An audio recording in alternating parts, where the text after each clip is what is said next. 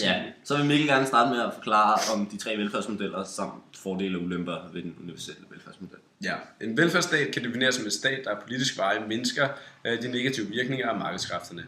At der skal være en velfærdsstat er alle lande mere eller mindre enige om. Men hvordan den skal indrettes og hvordan den skal fungere, er der stor diskussion om.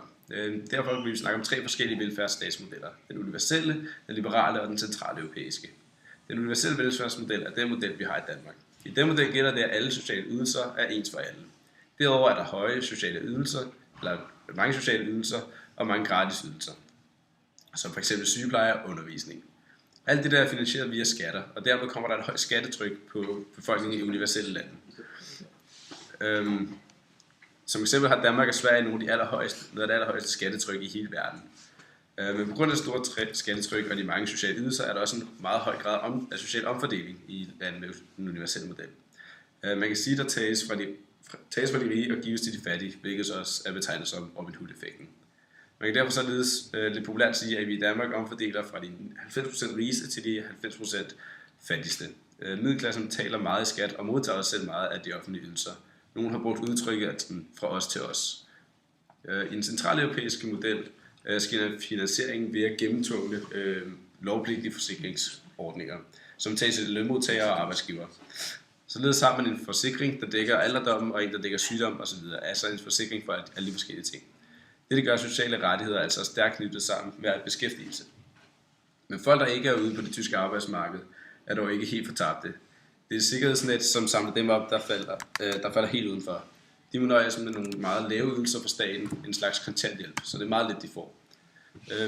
Systemet med tvungne forsikringsordninger betyder, at staten ikke har så store udgifter til sociale ydelser, og derfor ikke behøver at opkræve så meget indkomstskat. Derfor er indkomstskatten lav i disse lande. Denne model sigter mere på tryghed end lighed, hvor den universelle model sigter meget på lighed. Den liberale velfærdsmodel. I lande som USA og Storbritannien har man valgt kun lade den offentlige sektor hjælpe de allersvageste i samfundet. Resten af befolkningen, det vil sige langt størstedelen, må selv sørge for at købe de private forsikringer, som skal hjælpe en med at støtte ens økonomi, hvis man kommer ud for arbejdsløshed eller sygdom eller noget stil. Det er altså dermed folks eget ansvar at forsikre sig.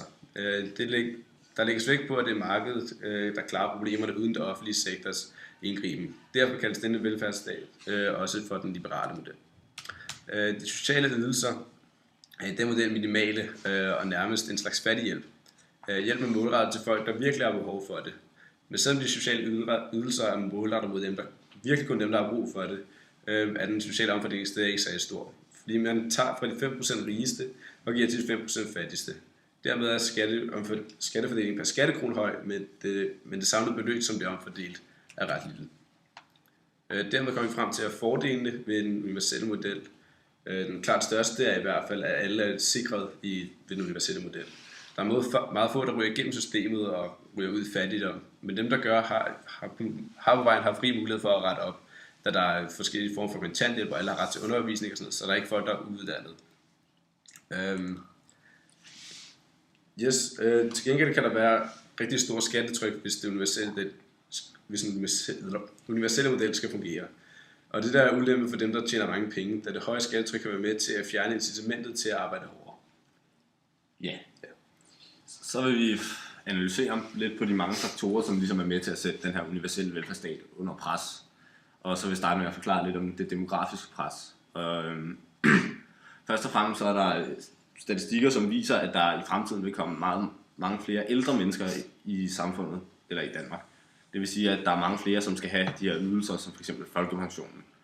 Og når forsørgerbrøken så samtidig viser, at der vil komme færre mennesker i en arbejdsdygtig alder, så vil det næsten kræve, at der kommer en højere skat, for at man skal kunne betale alle de her ældre ydelser. Så derfor så kan man sige, at man er nødt til ligesom at skære lidt ned på de ældre ydelserne, for at, for at det ligesom hænger sammen. Ja. Og hvis man så samtidig, sænker, eller så man,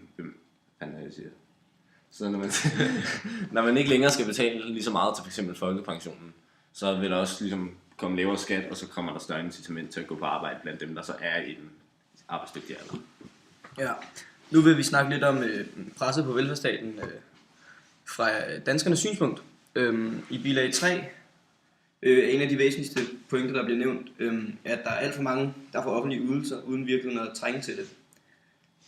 Og det, der er med til at lægge pres på velfærdsstaten her, er, at flere og flere danskere begynder at efterlyse en fjernelse af de ydelser, hvilket så vil medføre, at den universelle del frafalder.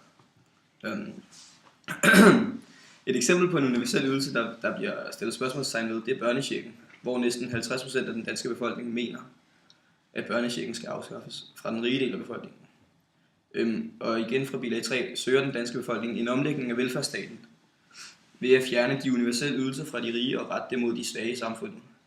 Man kan sige, at der arbejdes hen imod en behovsstat.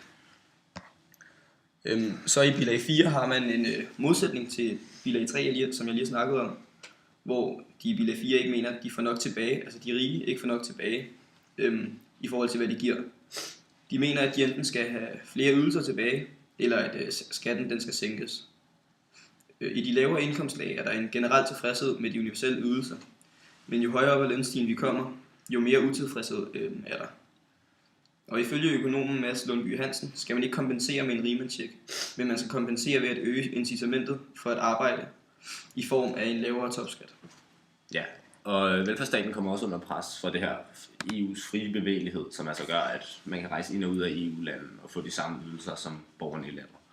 Og der kommer et rigtig stort pres, blandt andet i håndværkerbranchen i Danmark, hvor de mange udenlandske arbejdere, de tager en meget lavere løn end de danske arbejdere. Så derfor kan man sige, at de danske arbejdere bliver udsat for en slags social dumping, så de ikke rigtig kan komme på arbejdsmarkedet. Ja, og det man egentlig risikerer ved det er, at der er mange danske arbejdere, som vil flytte ud af landet for arbejde. Og så er der også en stor debat i gang omkring børnechecken og det her fri bevægelighed, fordi der er nogle EU-regler, som siger, at man egentlig skal kunne få den fra dag 1 af, når man rejser ind i Danmark. Men det er der så nogle danske politikere, som man ikke mener skal kunne, fordi at der er mange, som modtager den her rejser ind i landet, modtager de her penge, og så sender de dem direkte hjem til et andet land, til f.eks. venner og familie. Og der er f.eks. nogen fra Venstre i Danmark, som mener, at det er et rigtig stort problem. Yes. Nu vil vi så lige diskutere lidt om det, vi lige har fortalt, og vi har analyseret os frem til, at der er rigtig mange udfordringer for velfærdsstaten. Hvis det skal være muligt for os at beholde den universelle velfærdsmodel, er det ikke muligt at tilfredsstille alle. Man bliver nødt til at lave nogle reguleringer, så man rammer den bredeste del af befolkningen. Lars Andersen, som er direktør i Arbejderbevægelsens Erhvervsråd, også forkortet AE, udtaler, at på trods af de riges utilfredshed er det ikke muligt at have en velfærdsstat, hvor alle får udbetalt velfærdsydelser svarende til deres skatteindbetaling. Ja, og så har vi sådan lidt den modsatte holdning til, som er de her CEPOS, som er sådan en uafhængig liberal gruppe, som mener, at vi ikke kan beholde den nuværende velfærdsstat. De mener, man ligesom er nødt til at skabe stærkere individer ved hjælp af en lavere skat eller en mindre stat i det hele taget. Så derfor, ja, de mener, at skatten skal sænkes, så man ligesom kan skabe nogle bedre rammevilkår for erhvervslivet. De mener, at man ligesom vil være bedre stillet med en mere tættere på den residuale model, som man har i USA, fordi at det ligesom den er mere konkurrencedygtig i forhold til det globale marked. Og så er der for eksempel en modsætning igen med ham her, Martin Møller Bøje Rasmussen, som er en ung forsker, som vi citerer, konkurrencestaten vender mål og midler på hovedet, så målet er at være konkurrencedygtig på markedet, og midlet er en stærk produktiv velfærdsstat. Så han mener altså godt, at vores universelle velfærdsstat, den ligesom kan fremtidssikre vores økonomi. Ja. Det var det, vi havde, Lene. Jeg håber, du har nydt vores fremlæggelse. Ja. Og at du bare har en god dag. Og god påskeferie. Ja. Hej hej.